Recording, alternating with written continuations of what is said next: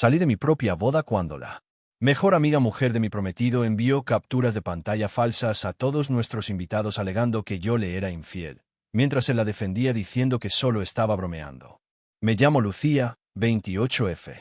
Mi ahora ex prometido, Andrés, 29M, y yo estuvimos juntos durante 7 años. Se suponía que nos casaríamos ayer. La mejor amiga de la infancia de Andrés, Verónica, 29F, siempre fue una presencia significativa en su vida. En nuestra relación, su presencia fue un punto recurrente de fricción menor. Andrés describía constantemente su comportamiento como así es Verónica, y a menudo sentí que minimizaba o desestimaba mis preocupaciones. Nuestra relación, aparte de los problemas derivados de la participación de Verónica, había sido estable y llevábamos más de un año planeando nuestra boda. A lo largo de los años hubo numerosas situaciones con Verónica que me parecieron inquietantes. No fueron incidentes aislados, sino que formaban un patrón que, en retrospectiva, resultó alarmante. Por ejemplo, hace unos 2 años, me estaba preparando para una presentación de trabajo crucial. Andrés debía ayudarme a revisar mis diapositivas la noche anterior. Verónica llamó a Andrés histérica, alegando que tenía un problema menor de plomería en su apartamento que era un desastre. Andrés se fue de inmediato a ayudarla y se quedó varias horas. El desastre era un grifo que goteaba, algo que el encargado del edificio podría haber arreglado. Terminé preparándome sola, sintiéndome en segundo plano. En otra ocasión, durante lo que se suponía era una cena de celebración por nuestro 5º aniversario, Verónica se presentó sin invitación. Explicó que Andrés le había dicho dónde estaríamos y que, casualmente, estaba por la zona. La cena pasó de ser una velada romántica a un recuerdo compartido entre Andrés y Verónica de su infancia, con yo como una extraña. Andrés no vio ningún problema con esto, diciendo que Verónica era como de la familia. Verónica también tenía la costumbre de hacer comentarios que parecían diseñados para socavarme a mí o a nuestra relación. Frecuentemente elogiaba a las exnovias de Andrés en mi presencia o hacía bromas sobre los días salvajes de Andrés antes de conocerme, a menudo guiñándole el ojo como si compartieran un secreto. Cuando le expresaba mi incomodidad a Andrés, usualmente respondía que Verónica no lo decía en serio y que yo era demasiado sensible. Rara vez, si acaso alguna vez, confrontaba directamente su comportamiento. La planificación de la boda amplificó estos problemas. Verónica tenía opiniones fuertes sobre muchos aspectos, desde el lugar del evento hasta la lista de invitados, y Andrés a menudo parecía ceder ante sus preferencias o me presionaba para que las aceptara por mantener la paz. Ella insistió en involucrarse activamente en tareas tradicionalmente manejadas por la pareja o el cortejo nupcial, como acompañar a Andrés a la prueba de su traje, donde aparentemente rechazó su primera elección. Ayer era el día de la boda. Yo estaba en la suite nupcial con mis damas de honor y mi madre, preparándome. Aproximadamente 1 hora antes del inicio de la ceremonia, recibí un mensaje de texto de un número desconocido. Contenía una serie de capturas de pantalla de una supuesta conversación de mensajes directos. En esos mensajes falsificados, yo parecía confesar una aventura y expresar dudas sobre casarme con Andrés. El mensaje que acompañaba esas capturas decía: pensé que deberías ver cómo es realmente. Esto ya se está comentando entre los invitados. Mi dama de honor, Andrea, vio mi angustia y le mostré el mensaje. Se horrorizó. Unos minutos después, otra dama de honor recibió un mensaje de su prima, que ya estaba en el lugar del evento, preguntando si la boda seguía en pie porque alguien llamada Verónica había creado un grupo de chat con muchos invitados y les envió las capturas diciendo que yo le estaba siendo infiel a Andrés. Quedó claro que Verónica era la fuente y había difundido deliberadamente esta información entre los invitados que llegaban a nuestra boda. Andrea y mi madre intentaban entender lo que pasaba, sugiriendo que encontráramos a Andrés de inmediato. Salí de la suite nupcial, encontré a mi hermano y le pedí que buscara a Andrés y lo trajera a una pequeña sala privada junto al salón principal. No quería ver a nadie más.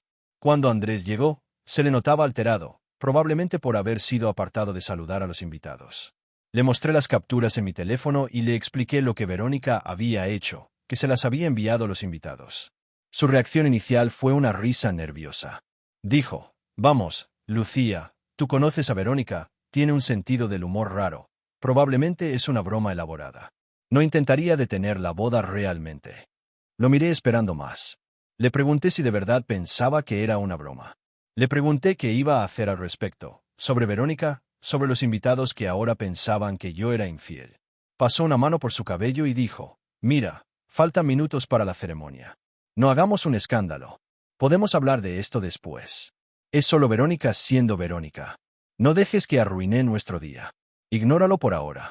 No hizo ningún intento por confrontar a Verónica, ni por hablar con los invitados, ni siquiera por reconocer la gravedad de sus acciones.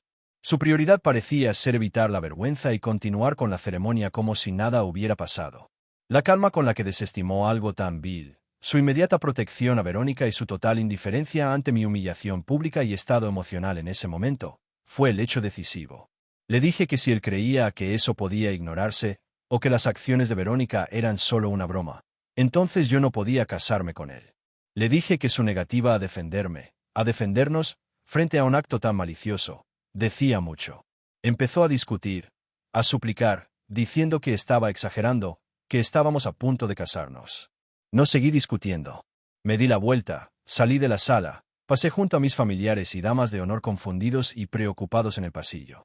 Le dije a mi hermano que me iba. Trató de preguntar qué ocurría, pero solo negué con la cabeza y seguí caminando. Salí del lugar por una puerta lateral, encontré un taxi y me fui. El trayecto fue un borrón.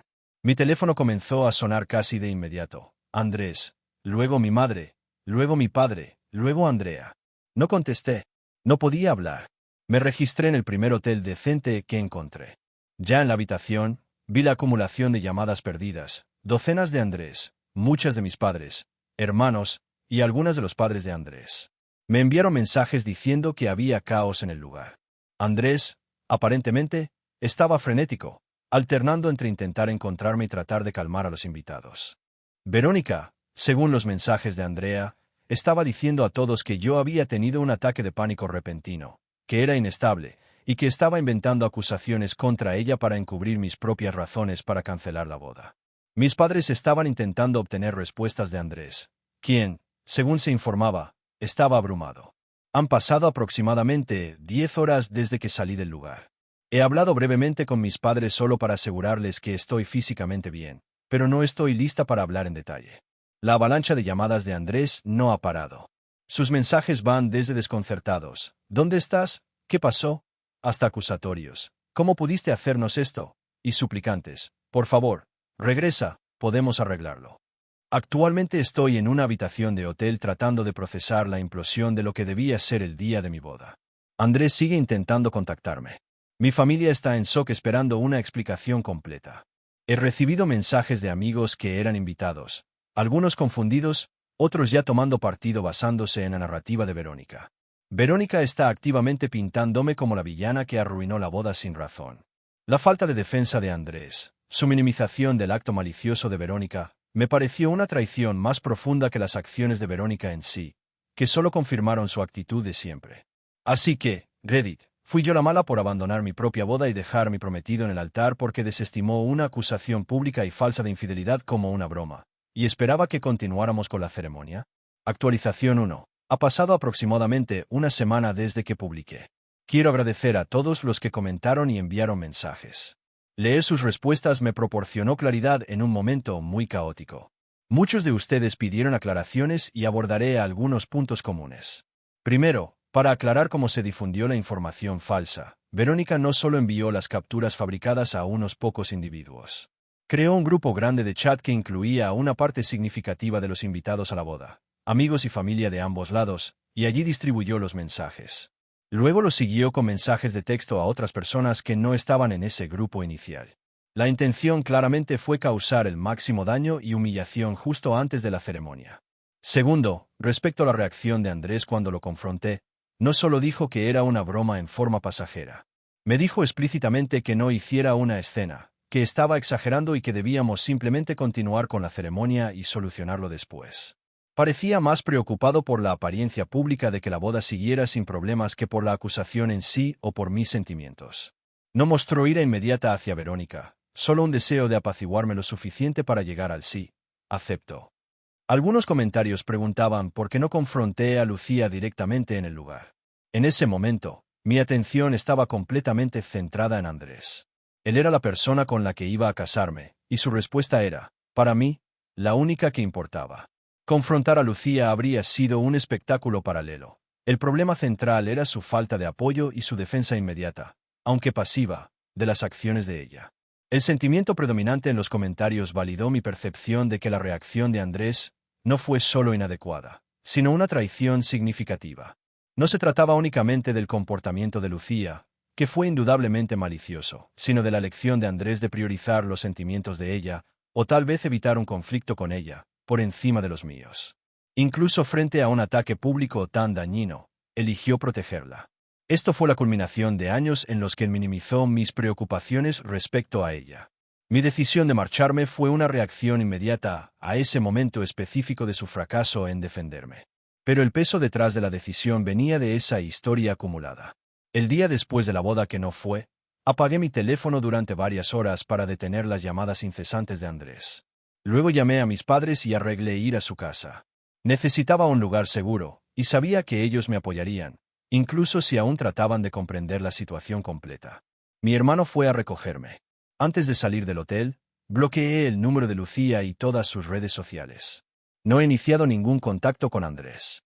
He visto numerosas llamadas perdidas y mensajes de él y de su madre. Mi padre también recibió llamadas del padre de Andrés. Al llegar a casa de mis padres, me senté con ellos y con mis hermanos y les expliqué todo con detalle, desde el mensaje de Lucía hasta la reacción de Andrés y los antecedentes que llevaron hasta eso. Mis padres sí habían oído rumores de lo que estaba ocurriendo durante la boda, pero no los creyeron en ese momento. Mi padre se mostró visiblemente molesto, principalmente con Andrés. Dijo que la única preocupación de Andrés debió ser mi bienestar y la defensa de mi reputación. Quiso llamarlo de inmediato, pero le pedí que no lo hiciera, al menos por ahora. Mi madre estaba más callada al principio. Luego admitió que Lucía siempre le había causado una profunda inquietud. Recordó varias ocasiones a lo largo de los años en las que notó que Lucía intentaba sutilmente apartarme o ponerse en el centro de atención de Andrés. Cosas que no había mencionado antes para no interferir. Dijo que siempre había tenido un mal presentimiento sobre el apego de Lucía hacia Andrés. La madre de Andrés, Karen, dejó varios mensajes de voz en mi teléfono antes de que lo apagara, y luego empezó a llamar al teléfono fijo de mis padres. Mi madre respondió una de esas llamadas. Karen estaba, aparentemente, furiosa, hablando de la vergüenza que habíamos causado, del dinero desperdiciado, y exigiendo que dejara de hacer tonterías y arreglara el desastre que, según ella, yo había causado. Mi madre le respondió con firmeza que yo era la persona perjudicada y que no discutiría más el asunto con ella en ese momento. Más tarde esa noche, encendí brevemente mi móvil para revisar si había mensajes importantes del trabajo o contactos no relacionados con la boda. Entonces sonó. Era Andrés. Dudé, pero contesté, poniendo el altavoz con mi padre presente en la habitación.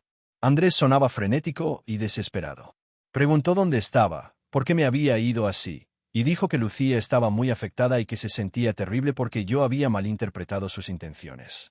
Empezó a decir que todo había sido un gran malentendido y que Lucía jamás me haría daño deliberadamente. Escuché y luego le respondí, con calma, que su reacción en el lugar, su desprecio hacia mis sentimientos y su defensa de Lucía era el problema principal, más allá de las acciones de ella. Le dije que no podía hablar más y terminé la llamada. Intentó volver a llamar varias veces, pero ya no contesté. En los días siguientes, varios amigos invitados a la boda se pusieron en contacto.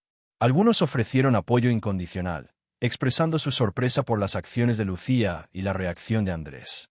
Otros fueron más cautelosos, claramente influenciados por la versión de Lucía, que aseguraba que yo era inestable o que simplemente había huido sin motivo. Lucía, aparentemente, ha estado muy activa en redes sociales y en chats grupales, mostrándose como la amiga desconcertada y a mí como la irracional que arruinó el día de todos. Algunas de mis amigas cercanas, que también conocían a Lucía a través de mí y Andrés, me confesaron que habían notado señales del carácter posesivo de Lucía hacia él desde hace años. Mencionaron ocasiones en las que Lucía acaparaba su tiempo o hacía comentarios pasivo-agresivos sobre mí, pero no alzaron la voz por no crear tensión en el grupo social o porque no habían comprendido del todo la magnitud de su influencia hasta ahora. Sus confesiones fueron dolorosas de oír, pero también me hicieron sentir validada. El lugar del evento fue contactado respecto a la cancelación. Como era de esperar, la mayoría de los pagos no son reembolsables. El aspecto financiero es una preocupación secundaria por ahora, pero que tendrá que abordarse. Mi enfoque ha estado en crear distancia y procesar los eventos inmediatos. Actualización 2. Han pasado 2 semanas desde mi publicación original y alrededor de 3 semanas desde el día de la no boda. La oleada inicial de caos ha disminuido algo, pero la situación sigue siendo compleja y profundamente dolorosa. Gracias nuevamente por los mensajes constantes y las distintas perspectivas. Muchos de ustedes pidieron más contexto sobre por qué las acciones de Andrés fueron el punto final, y trataré de explicarlo. Ya mencioné en mi actualización anterior que alejarme no fue solo por el mensaje malicioso de Lucía. Fue por la reacción de Andrés, que fue la culminación de un patrón de 7 años en el que mis sentimientos y preocupaciones, especialmente respecto a Lucía, fueron constantemente ignorados o minimizados. Hubo innumerables incidentes menores. Por ejemplo, Andrés compartía detalles íntimos de nuestra relación con Lucía, discusiones que habíamos tenido, inseguridades personales mías, incluso planes de futuro que yo consideraba privados. Me enteré accidentalmente cuando Lucía mencionó algo que solo le había contado a Andrés en privado. Cuando lo confronté, él lo defendió diciendo que Lucía era su mejor amiga y que hablaba con ella de todo, sin considerar que eso era una traición a mi confianza. En al menos 2 ocasiones, Lucía coincidentemente reservó vacaciones en el mismo resort o en lugares cercanos cuando Andrés y yo estábamos de aniversario. Andrés insistía en que era una coincidencia graciosa y que sería grosero no pasar tiempo con ella. Eso convirtió partes de nuestros viajes románticos en salidas grupales. Mis objeciones fueron tachadas de celos o inseguridad. También hubo cumpleaños míos en los que Andrés parecía más preocupado por la comodidad de Lucía que por mis propias preferencias. Un año, invité a Andrés a una cena íntima que pedí solo para los dos. Él invitó a Lucía de todos modos, diciendo que se sentiría mal si la dejábamos fuera. Estas situaciones, y muchas otras similares, crearon una dinámica en la que me sentía como un accesorio a la amistad de por vida entre Andrés y Lucía, en lugar de su pareja principal. Su reacción el día de la boda no fue un lapsus aislado, sino parte de un patrón establecido: priorizar las necesidades de Lucía o su propia comodidad al evitar conflictos con ella, por encima de mi bienestar emocional y la seguridad de nuestra relación. El incidente en la boda fue solo la manifestación más pública y dañina de eso. Mi hermano David y mi hermana Emily han sido increíblemente solidarios. Están, y siguen estando, furiosos por mí. Después de mi primera explicación, se encargaron de contactar a amigos en común y a algunos miembros de la familia que estuvieron en el evento o que escucharon versiones distorsionadas de lo ocurrido. Explicaron con calma y hechos lo que hizo Lucía, incluso compartiendo capturas de pantalla del grupo de mensajes que algunos amigos me habían reenviado. También relataron la reacción de Andrés, tal como yo la describí. Esto tuvo un efecto mixto pero, en general, positivo. Varios invitados que inicialmente estaban confundidos o habían creído la versión de Lucía se disculparon conmigo o con mis padres. Una de mis tías, que inicialmente llamó muy alterada a mi madre por el escándalo, volvió a llamar para disculparse diciendo que no había entendido el contexto completo. Sin embargo, muchos miembros de la familia de Andrés y algunos de sus amigos siguen firmemente de su lado, y del de Lucía, creyendo que yo reaccioné de forma catastrófica. Andrés no dejó de intentar contactarme después de esa primera llamada que tomé en casa de mis padres. Llamó varias veces al día, todos los días, durante la primera semana. No respondí. Luego empezó a enviar correos electrónicos largos y divagantes. Los correos que Verónica recibió eran una mezcla desconcertante de disculpas por cómo se habían descontrolado las cosas, justificaciones de su comportamiento. Estaba en shock, no sabía qué decir, acusaciones hacia Lucía, ella realmente arruinó todo. Estoy furioso con ella, y súplicas para que hablaran y pudieran arreglarlo. Aproximadamente 10 días después del evento, Andrés apareció sin previo aviso en casa de los padres de Verónica. Su padre lo recibió en la puerta. Ella estaba en la planta alta, pero pudo escuchar el intercambio. Su padre fue muy firme. Le dijo a Andrés que Verónica no quería verlo, que la había lastimado profundamente, y que debía irse y respetar su necesidad de espacio. Andrés insistió, suplicó hablar con ella directamente, pero el padre de Verónica no cedió. Finalmente, Andrés se marchó, no sin antes repetir que solo quería arreglar las cosas. También intentó que los hermanos de Verónica intercedieran o la convencieran de hablar con él, pero ambos se negaron rotundamente y le exigieron que respetara sus deseos. Las consecuencias económicas fueron considerables. La boda tenía un presupuesto de alrededor de $40,000, con aportes de ambas familias y ahorros personales. Como era de esperarse, la mayoría de los contratos con proveedores incluían cláusulas de cancelación que, tan cerca de la fecha, implicaban que gran parte del dinero no era reembolsable. Los padres de Verónica habían contribuido con una suma significativa, al igual que ella. Los padres de Andrés también habían pagado algunos aspectos del evento. A pesar de ello, los padres de Verónica fueron comprensivos y le ofrecieron absorber las pérdidas de su parte y ayudarla a cubrir parte de lo que ella había pagado. Verónica decidió que no buscaría ningún reembolso por parte de Andrés ni de su familia, ni por su porción ni por los depósitos que había abonado con sus propios fondos. La idea de entrar en negociaciones financieras con él o sus padres le resultaba insoportable. Prefirió asumir la pérdida económica y cortar por completo. Inició el proceso para vender su vestido de novia a través de una tienda de consignación, aunque no esperaba recuperar gran parte de su valor. En cuanto a los anillos, el de compromiso seguía en su poder. Planeaba devolverlo a Andrés a través de su padre, aunque aún no había tomado acción al respecto. El impacto emocional de esta experiencia había sido inmenso. Muchas amistades y varios comentarios que recibió le sugirieron comenzar terapia. Tomó ese consejo en serio. La semana anterior había buscado terapeutas especializados en trauma relacional, abuso emocional y procesos de duelo profundo. Tenía una primera cita programada para la semana siguiente. Sabía que procesar esta traición y todo lo que la precedía sería un camino largo. Actualización final. Habían pasado aproximadamente 2 meses desde su última actualización, lo que significaba poco más de 2 meses y medio desde el día de la no boda. Mucho había ocurrido desde entonces, y Verónica sentía que era momento de compartir una última reflexión, ya que muchas personas habían seguido su historia y ofrecido un apoyo invaluable. Después de pasar algunas semanas en casa de sus padres, decidió mudarse temporalmente con su amiga Laura. Aunque su familia había sido un gran sostén, estar en su antiguo hogar, lleno de recuerdos y con el conocimiento de que Andrés sabía dónde encontrarla, se volvió estresante. Laura, sin dudarlo, le ofreció su habitación libre. Mudarse le brindó un espacio neutral, algo de anonimato y la distancia emocional que tanto necesitaba. Pese a que Verónica había sido clara en su deseo de no tener contacto, Andrés persistía. Hacía unas 3 semanas, consiguió el número de teléfono de Laura a través de un conocido en común. Alguien con quien Verónica cortó toda relación tras descubrirlo, ya que le había pedido expresamente que no compartiera información sobre su paradero. Llamó desde el móvil de Laura. Ella, preocupada, se lo pasó. Esta vez, el tono de Andrés era distinto. Dijo que había estado reflexionando mucho y que por fin comprendía la magnitud de la manipulación de Lucía. Más importante aún, sus propias fallas, tanto durante la boda como a lo largo de toda la relación. Afirmó haber tenido una confrontación directa con Lucía, durante la cual le dejó claro que reconocía la toxicidad de su comportamiento y su impacto en la relación con Verónica. Dijo haber cortado todo contacto con ella, y como prueba, luego envió una captura de pantalla, a través del teléfono de Laura, ya que Verónica lo tenía bloqueado, que supuestamente mostraba el número de Lucía bloqueado en su dispositivo. También adjuntó una serie de mensajes breves y molestos entre ambos.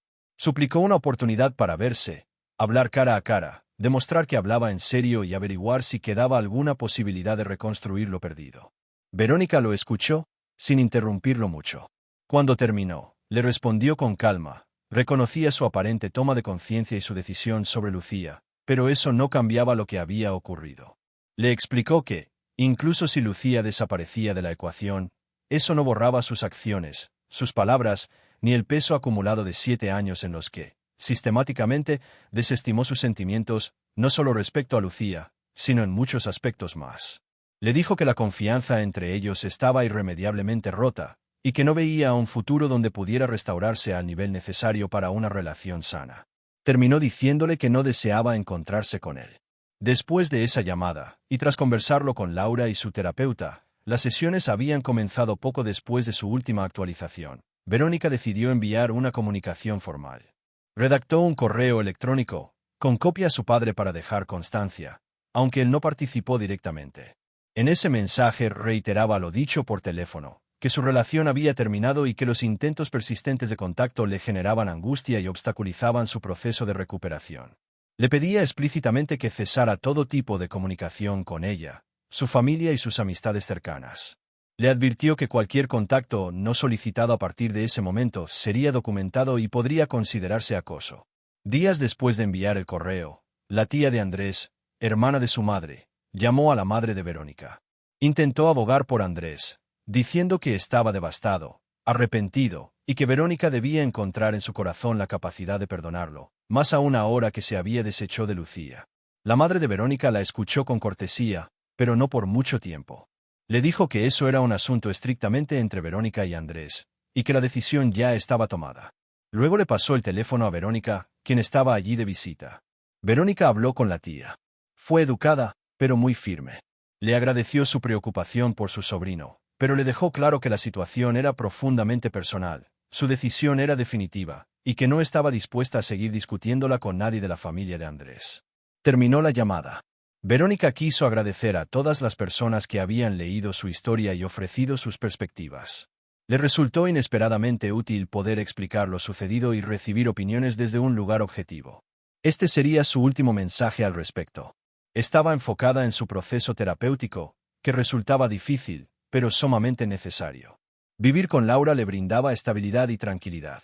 Aún no sabía qué le deparaba el futuro y quedaban asuntos prácticos por resolver, como la devolución del anillo de compromiso, que su padre entregaría a la familia de Andrés la semana siguiente. Pero había algo que sí sabía con absoluta certeza: su futuro no incluiría a Andrés.